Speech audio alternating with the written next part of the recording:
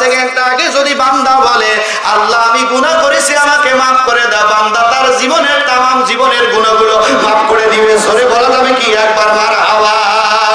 সোনার মানিকের আব্বাজানেরা ভাইজানেরা, কিছু নামাজি আছে, আমি তাদেরকে ইন্ডিকেট করে বলতেছি না, কিছু নামাজি আছে অহংকার ফকর নিয়ে নামাজ পড়ে, আর আরেকজন নামাজ না পড়ে তাকে টিটকেলি দেয়। কথা বলেন ঠিক কিনা? না না না না না, হুদাল্লিল মুত্তাকিন, আল্লাহ যখন ওকে হেদায়েত করবে তবেই সে মসজিদে আসবে। কথা বলেন ঠিক কিনা? রহমাতাল লিল আলামিন নবী কলিজার টুকরা চাচাকে হেদায়েত করতে পারছিল না, পারছে কি? পারে নাই। কারণ হলো এরকম মানুষ অনেকেই থাকবে, কিন্তু আল্লাহ যাকে হেদায়েত করবে একটা জীবনে ভালো কাজ করার কারণে আল্লাহ তার জীবনের তামাম জীবনের গুনাহগুলো মাফ করে দিবে। কথা বলেন ঠিক কিনা? এই যুবককে টানতে টানতে নিয়ে আসলেন, কি করলেন? টানতে টানতে নিয়ে আসলেন। যুবক বলে নবীর দরবারে গেছি, নবী আমাকে দূর দূর করে দাঁড়া দিয়েছে। ওই নবীর রহমত জ্বলে দেন কে? দরুদ পড়ি আল্লাহুম্মা, সবাই সাইয়্যিদিনা মাওলানা মুহাম্মাদ ওয়ালা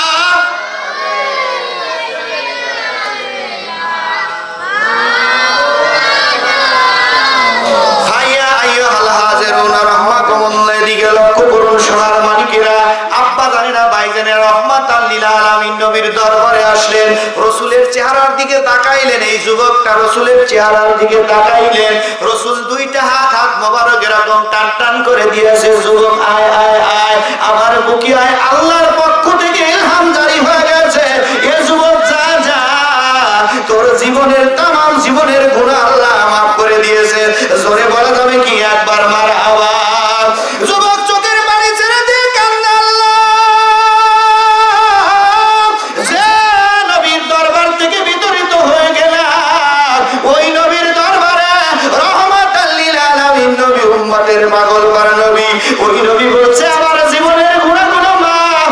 আল্লাহ কোরআনুল কারীমের ভিতরে বলছে ওয়া আরসালনাকা ইল্লা রাহমাতাল লিল আলামিন, আমার নবী হলো তামাম জগতের রহমত। জোরে বলা যাবে কি একবার মারহাবা।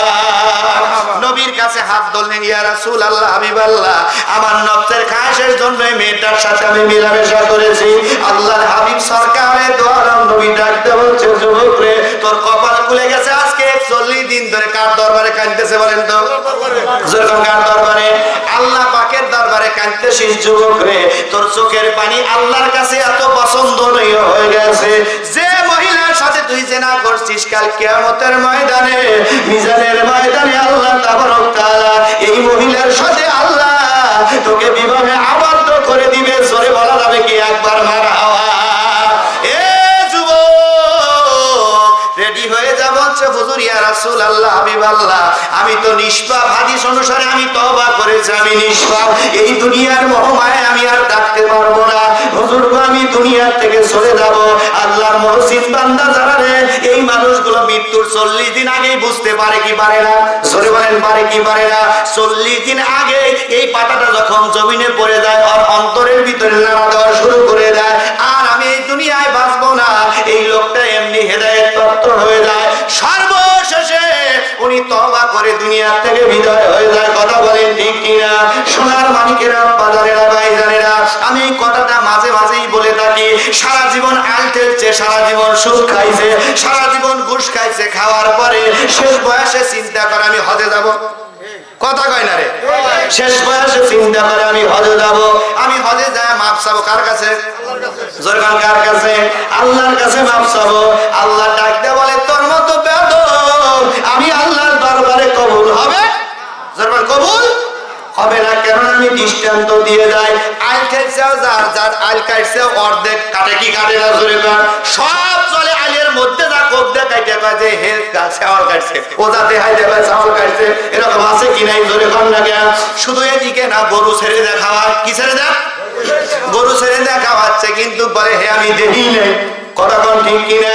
কারণ যার হক, বান্দার দুইটা জিনিস মনে রাখবেন, বান্দার হক যদি আপনি নষ্ট করেন, ওই বান্দা যদি আপনাকে না মাফ করে, জীবনেও কোনোদিন আল্লাহ মাফ করবে না।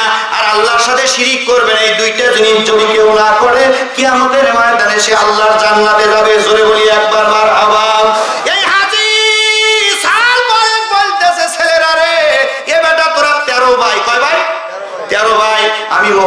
যাব, মদিনায় যাব, আল্লাহর খানায় কাবায় ধরলে আমার জীবনের গুনাহ মাফ।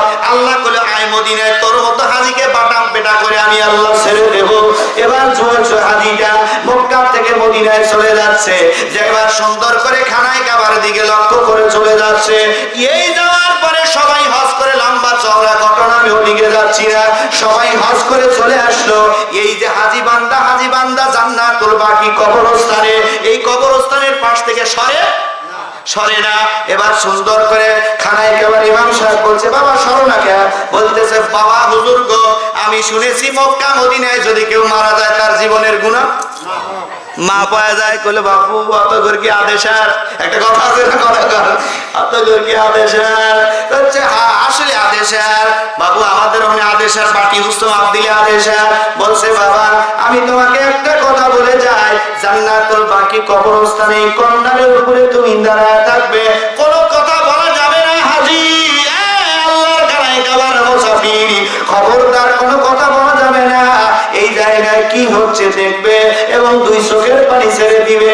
আল্লাহ যদি তোমার জীবনের গুনাহ মাফ করে দেয় তাহলে তোমার নসিব ভালো হয়ে যাবে। জোরে বলি মারহাবা। আল্লাহর হাজী বান্দা গভীর রাত্রে চোখের পানি ছেড়ে দিয়ে তাহাজ্জুদ নামাজ আদায় করতেছে, লম্বা চওড়া ঘটনা। এই লোকটা চোখের পানি ছেড়ে দিয়ে কান্না কাটি আরম্ভ করে দিলেন। কান্না কাটি আরম্ভ করে দেওয়ার পরে, মামা উপরে এসো, মামা উপরে এসো, উপরে এসো, দরুদ করি, আল্লাহুম্মা